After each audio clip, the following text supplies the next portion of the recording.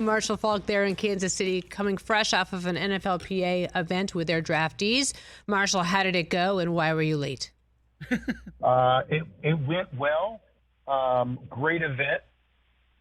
Really introducing, we did the event, just kind of talking about the history of the NFL. We did it at the Negro Leagues Museum and had Willie Lanier, Bobby Bell, two Kansas City legends, Tony Clark, the executive director of the Major League Baseball Players Association as well. Just giving the guys the importance of history and what things like that mean, and letting them know playing the game isn't enough, knowing the game, supporting the game, and leaving the game a better place than when you found it is kind of where you want to be. And having those guys there was awesome. I was just moderating. I was just a fly on the wall, Suzy. That's it. Did you let them know that you had an appointment with me and that you had to dump them and get off the stage to be on time? Is that, I just want to know. I did. I literally I walked. They're still going. I'm like, I got something to do. Yeah. There's something far more important than what we're doing here with these draftees. Suzy needs me. That's right, Marshall. See? I knew you wouldn't let me down. Although I was secretly plotting revenge at the same time as the clock ticked on, but that's neither here nor there. Marshall, she was getting diabolical over here, man. Well, I know. I understand. I know what it's like. But poor Rich. I came through in the clutch. Yeah, I'm here. I hear you. All right, Marshall, what do you remember from your week when you sat there waiting for your name to be called? How surreal it was that, a dream, and I was actually talking to my kids about this. When I was a little kid, the dream of playing professional football was just a dream. And it was like wanting to win $1 billion when you're a kid coming up from the projects and you don't have much. It seems so far-fetched that people would tell you you're crazy for having that dream. You got to do something else just in case that doesn't happen. And to be sitting there day before and day of, knowing your name is going to get called and your life is going to change and set dream is about to happen, I'm getting chills right now just thinking about it. It's unbelievable. Unbelievable. And the journey that you're on to getting you there, you start to think back of all the things that went on. I look back, I remember looking back and thinking, I went to college with 2 duffel bags full of clothes and $200. That was it. It was like, hey, good luck. And sitting there knowing that not only my life was about to change, but the lives that I could change with the impact and the financial resources that I was about to dive into. It's just, there's no words for it. It's actually, Suzy, you're watching reality TV happen in real time right there when you're watching a draft. That's reality TV, not scripted. And I think what you said, Marshall, is so true. It's the weight on your shoulders knowing that not just your life is changing, but the family members around you that helped you get you there, that you were supported by for so many years, that you can then change their lives. For a young kid, these are still kids. Everyone says, "Oh, they're men." These are still kids. This is pretty weighty stuff. We are. I was a kid. They're kids. The financial resources and the support, and what I think now is the NFL and NFLPA, and with all the things that they do, they're providing far greater resources because now we understand the types of monies that they're coming into at an early age. It's life-changing, and I say life-changing because you don't know if the change is going to be good or bad. It could go either way. And what we want to make sure is that we encourage them and we give them the resources to make better decisions and to do better things with their finances so that they can make a difference and have a positive impact on the lives around them. Marshall Faulk joining us here on the Rich Eisen Show. Suzy Shuster in for Rich Eisen. The running back position, Marshall. All you hear about are quarterbacks. What's your thoughts on the way the running back position is evaluated by these NFL decision makers? A father just asked me, he said, hey, look, I got a son that's a running back that'll be in the draft. I got two more sons, and they both play running back. He's like, what advice do you have? I said, don't be just a running back. You cannot be just a running back. That's like just being the first, second down guy, not understanding third down, not having the ability to move out into the slot and be a serviceable guy or play special teams. And you can no longer just be a running back. That's not allowed. You have to be a football player that plays running back, not playing football as a running back. It's not accepted. The NFL is they're trying to identify the best football players. They don't care what position you play. They want to put the best football players on the field. That's why you see San Francisco using Deebo Samuel as a running back. You start to see the interchangeable positions with tight ends being able to – teams are playing with 2 and 3 tight ends on the field. You have to be able to do more, and we're going to get there. You're going to see multiple quarterbacks come in and out of the game. When you have a guy, a runner and a thrower, teams are going to start to do that because you got to get the most out of the players that you have. Speaking of talent, Rich had Bijan Robinson on the other day, and he was just incredibly impressive in his conversation with Rich. Where do you think he should be drafted? Listen, as early as possible. And what I would like for him is to go to a team that has a good quarterback and a pretty decent offense, because the hard part, it's great being the first, second, third round pick. I mean, not third round, but third pick of the draft. When you're an early pick, you want to be an early pick. That's what you want. You want to be the first overall, second overall, third overall. But you got to remember, you're going to a crappy team.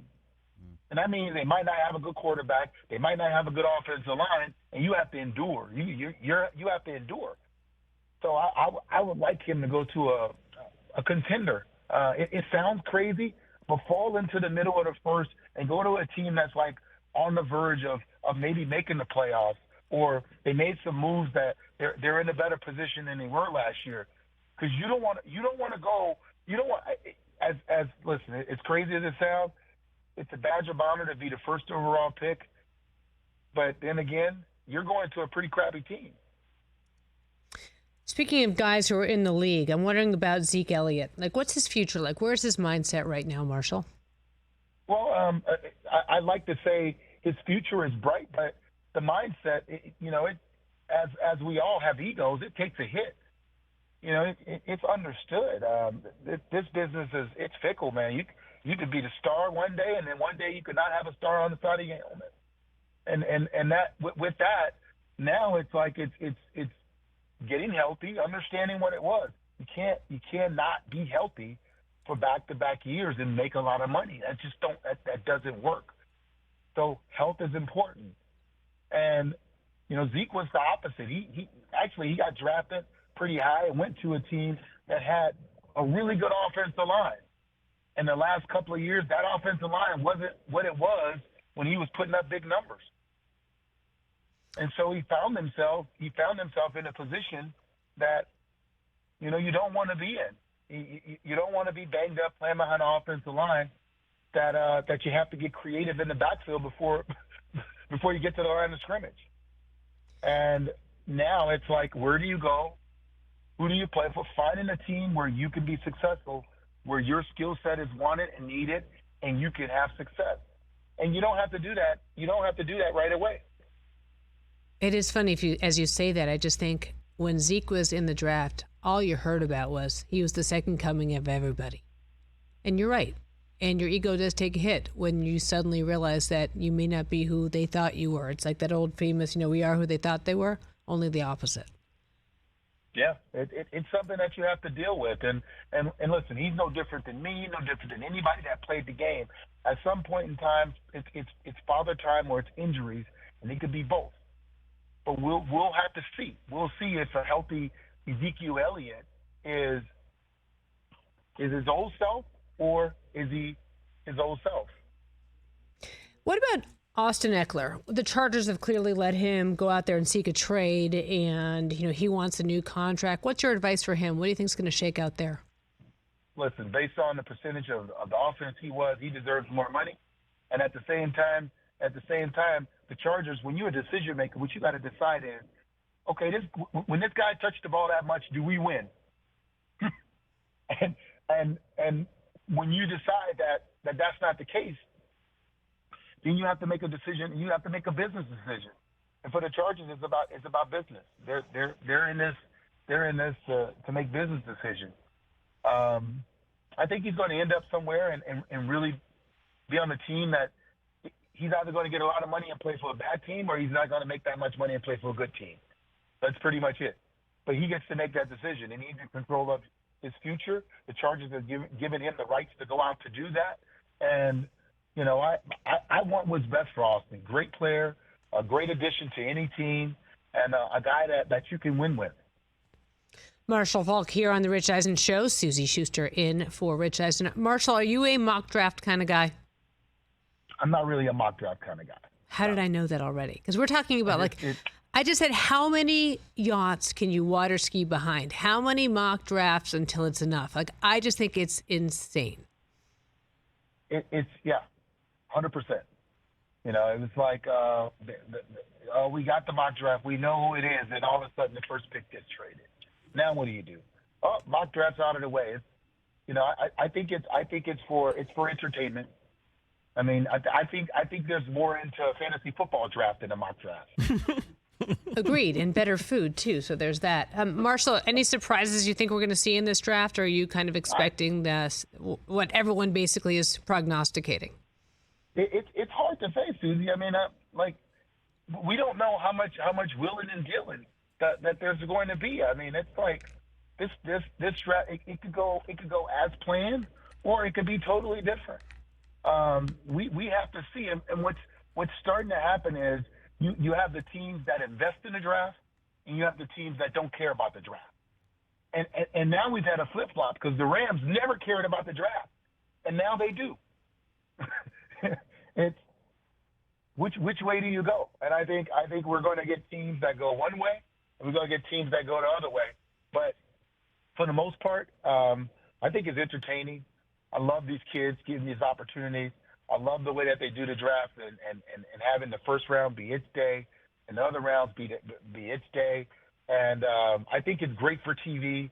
The fandom around it all, red carpet, all of that, it deserves it because it is a moment in time that you always remember. Marshall, before we let you go, this is the Rich Eisen Show. I have to ask you about the Aaron Rodgers trade results. Him walking in through the door today. Robert Saleh looking at him like he is a triple chocolate layer cake. The hottest girl in the building. All these Jets fans getting all giddy. Sauce Gardner saying we're definitely in the playoffs. All these people are buying tickets for the Super Bowl in advance. Like, you know how I feel about it. Like, come on. What's your take? Suzy, I won't take this away from Rich. But you want to. You know, do you kind of want him? I will not take this away from Rich.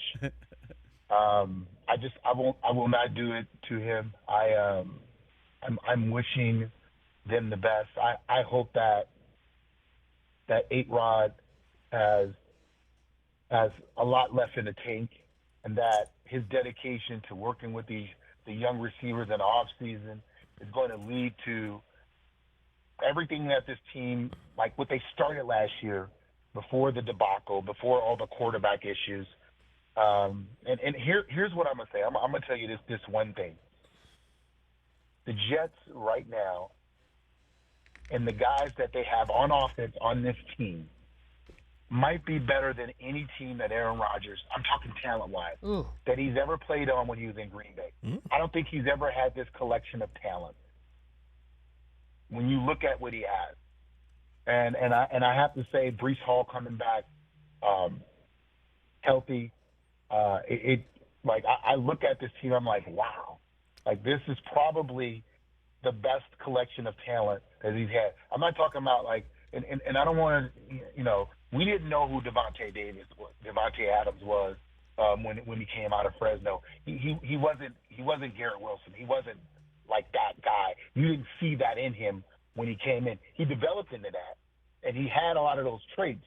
and the other pieces that they have around him. This is Aaron Rodgers.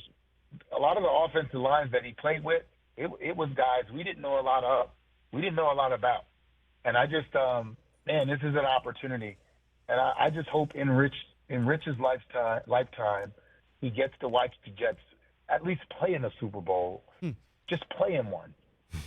So are you saying right now that you're willing to say, Marshall Faulk, breaking news, the Jets are in the Super Bowl this year? Ooh. I wouldn't give them that. There's just too many good teams in the AFC right now. And I'm not just talking about kind of good. I'm talking about really good teams in the AFC. So I won't go that far, but I'm going to tell you, Aaron Rodgers, he takes the question mark off the most important position on the football field. And that question mark for the Jets has been bigger and more than the Riddler. I mean, I got to tell you, though, it is, you have to admit, though, Marshall, and I get it. You've been the guy walking in the door. I'm with you sometimes when we're out and I see the way grown men look at you like you're a steak and they just want to be near you. But the way that Aaron came in today, you have to admit, it's hysterical. It's like, I mean, we got a graphic up RG3 put out. Like I told you, find someone who looks at you the way Robert Saleh looks at Aaron Rodgers. I mean, it's just like, and I know Rich is trying to act cool, Marshall. He's trying not to act like he's been losing as long as I've known him. Jets-wise, of course. But, I mean, I don't know. Is it enough, Marshall? I don't know.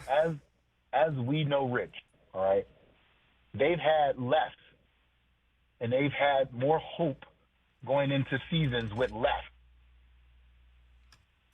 I mean, I can only imagine the feeling of hope. Like the Jets, this is legitimate hope. And I'm gonna go this far. This is like being black and Barack Obama becoming the president type of hope. I'm serious. That's where the Jets are with Aaron Rodgers at Yes, quarterback. That's where they're at. Oh my God! So you're saying we got a chance? Wow. I'm just saying, like their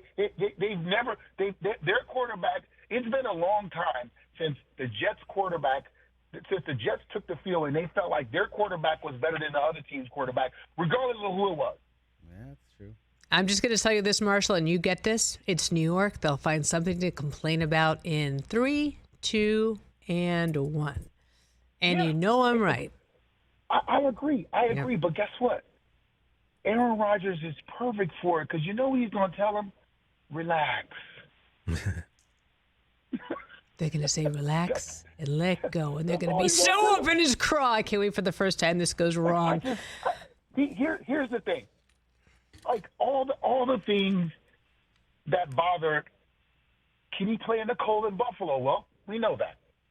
How about the wind in New York when you're throwing the ball and when it gets windy in New York? Not worried about that. Like all the things that you worry about. The messy weather in Foxborough. Don't worry about that. Ooh, but I just want to be there when everything goes wrong because it's going to happen. It's New York, and I can't wait. There is a chance. There is a chance. But what I will not do to my friend, my buddy Rich Eisen, I will not be the guy to drive the stake in him. I will not do that to him. I am going to let him gloat. He's just going to get to do it. Like I watched his message yesterday 10 times. In the car? I watched it 10 times. And I'm going to say he wasn't quite here when Favre got traded to the Jets. Yeah, But I know. I watched it, Suzy, and I was like, this is a man who has been in pain for a very long time. Yeah. Well, there's a shrink for that, Marshall. I mean, I'm just saying, there's a shrink for that. But, Marshall, I love you. Thank you for calling in. I would have probably flown there and found you and pulled you out of whatever you were in had you not shown up, but that's neither here nor there. Wow. Some of us are crazy. Others are not. But maybe there's a little 2 fingers pointing right at her. Marshall, thanks for calling in. And don't worry, I'll be there to ruin Rich's fun as soon as possible when it comes to the Jets. Because as a rabid Pats fan, you're going down, guys. I can't do it to him. I'll do it. Don't worry. Don't worry. I'll do it. All right, Marshall, thanks again. Catch the Rich Eisen Show every single day on the Roku channel, 12 to 3 Eastern, for free.